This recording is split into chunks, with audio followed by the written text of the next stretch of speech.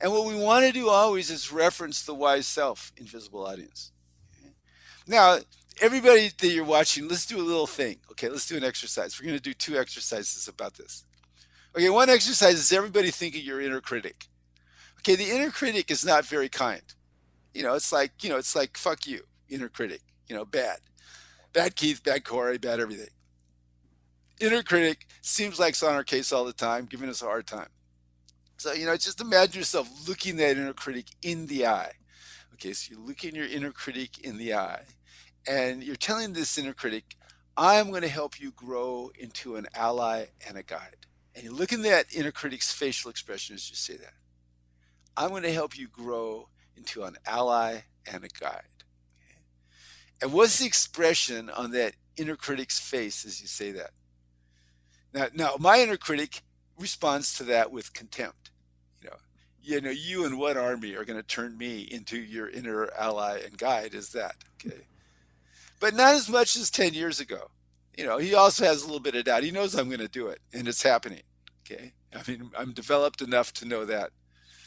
So Corey, what's the expression on your inner critic's face as you look your inner critic in the eye and say, "I'm gonna help you grow into an ally and a guide." Sort of like a what took you so long, asshole? Perfect.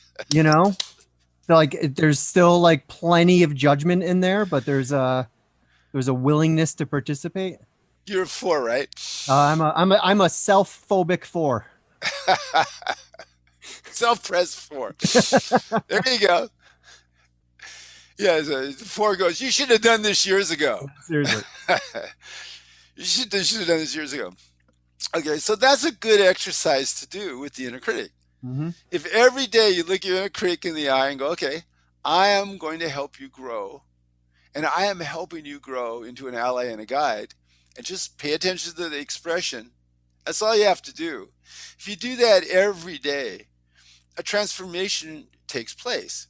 That exchange shifts that inner critic towards ally and guide. Mm. Okay, but now here's an easier one. Just go to your center. Okay, let's go to that place below personality, that place below ego. That little part of us that just is connected to spirit, that Atman, origin point, soul, that one little spot that informs wise guide, that wise self. Okay? That the wise self is constantly, always connected to that spot. Okay, so just imagine yourself connected to that wise guide. It's just connected to the origin point. Just disconnected to soul. Though Patricia Albert says Keith, origin point and soul are not the same thing. Sorry, Patricia, where I'm using them synonymously today. Okay, so wise self. Okay, and imagine yourself looking into wise self eyes and saying, "Thank you. I'm gonna get better and better at listening to you and using you as a guide." And then what's the expression on your wise self's face? Okay. Gratitude. Yeah, and appreciation, Mm-hmm. love, Fullness. Approval. Okay. Now you can do this every day. Um, Now what we're doing here is an integrative process. Uh, that that the unconscious, as it integrates to greater complexity, finds areas that block development, and they kind of itch. They bother us, and we can tell because there's some negative emotion associated with it. And if we provide practices that help resolve those conflicts, um, then that opens up our interiors to self-organize to greater complexity. And greater complexity is the invisible audience is the wise guide always. And then the inner critic, interestingly, separates us from other people. Shame separates us. Look down, we feel alone, our muscles get sore, we blush, and so on. Wise guide connects us. If I'm connected to a wise guide, I'm connected to everybody. Inner critic creates social isolation. Wise guide creates social coherence and connection.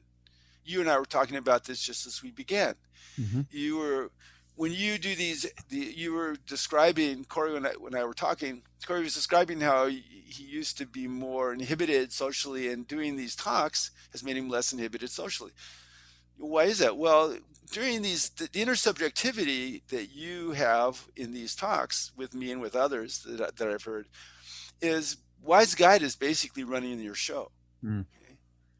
And so that practice of being congruent with wise guide, experiencing him guiding you into a social coherence.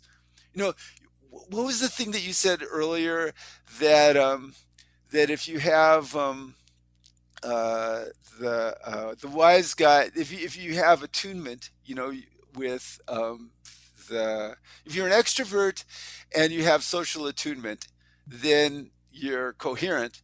If you're an extrovert without empathy, Mm-hmm. without social attunement, then you just hold forth. If you're an introvert with empathic attunement, you allow yourself to participate. And if you're an introvert without social attunement, okay, this is That's how. much more eloquent than the way I put it, which was simply, if you're an introvert, oftentimes your invisible audience is a little too visible, it's a little too opaque. And oftentimes if you're an extrovert, it's a little too invisible. And maybe you could you know, make that subject into object a little bit more. I like your explanation better.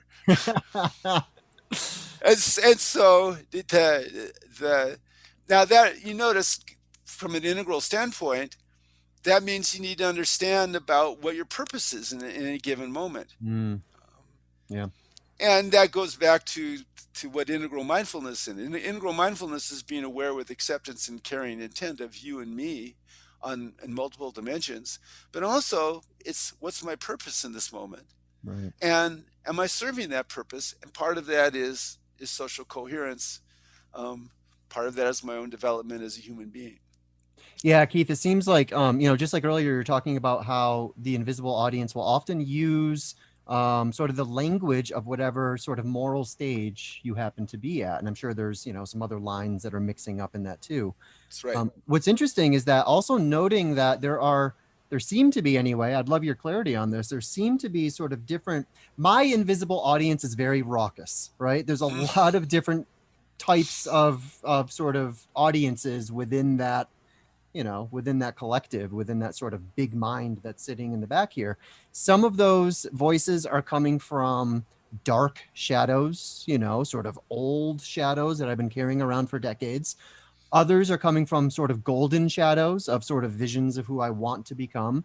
Some of them are almost purely coming from sort of this layer of persona. And if I'm only inhabiting persona, then I have a certain sort of, there's a certain volume that comes with certain of these voices, as opposed to coming from ego, as opposed to coming from something like purpose or, your deepest self or whatever. Each of those sort of comes with its own audience. And Yes. oftentimes you get some sort of crosstalk between these different audiences. And for me, the biggest challenge in dealing with decades of social anxiety was that I would often get trapped on the persona level. That when I was in this sort of really heightened kind of, almost a fight or flight kind of, response that I'm feeling in the moment, what's happening to me is that invisible response, that invisible audience actually becomes so visible, so opaque that I can't see through it. And I've often described, the experience, a phenomenological experience of social anxiety as,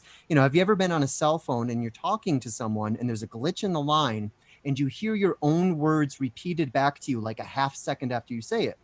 What happens? You completely lose your train of thought because you start hearing your own voice. There's like this sort of distance where you're looking, you're making an object out of your subject, but not in this like healthy integral way. It's sort of, you know what I mean? And that's kind of what it feels like. You're constantly hearing this feedback loop between yourself and this sort of invisible audience member that's filtering all of your experiences. And And you're for me, the art was sort of learning how to drop that those voices of persona and eventually learning how to trust that there's other audiences to be found within myself that can actually support what I'm doing. Yes. And there's, remember, we're always judging. We're always evaluating. The nervous system is always anticipating. It's always associating. Um, Now, what this does then, what you're describing, is it reveals habits of consciousness. Now, since if we can observe our habits of consciousness with wise self, you know, with the witness, we can then direct ourselves to new habits of consciousness. And there's a lot of research that's been done about habits. Um, and the one thing that people most often miss about developing a habit requires three things. It requires a prompt, something to tell us to practice the new habit. It requires a behavior, like the new thing. And then it requires a reinforcement, a celebration. Right? So if my habit is to check in, what's my wise self saying? And they go, oh, the wise self says do this. What people miss most often is, good job, Keith. Okay? So that I feel a little bit of pleasure. Okay. Mm-hmm. That little bit of pleasure, that little bit of celebration is crucial in developing a new habit of consciousness. And the interesting thing about the inner critic is the inner critic stops us from that celebration. Because, I'll go, oh, I'm going to listen to myself. And the inner critic goes, yeah, but you didn't do it good enough. Okay. And so that's where it gets complex. Not only that, that's the thing, if I didn't do it good enough, I always want to do it better. That's a hugely potent motivational system for many of us. Okay? A lot of us that are hyperachievers, however we've hyperachieved in our ways, we've hyperachieved because there's been an inner critic saying, that's not good enough. What's next? What's next? What's next? Okay, well, that kind of got us through the competition phase of Orange, right? It got us through, not trying to do stuff. If we have a growth mindset, I got to keep working at it. It's never good enough. At a particular point, that motivation system breaks down, and instead of taking us forward, stops us from progressing on a number of developmental lines. Mm. And that's when we need to develop new habits. And one of the hardest ones is the celebration. I made a good effort. Good job. Okay. Now,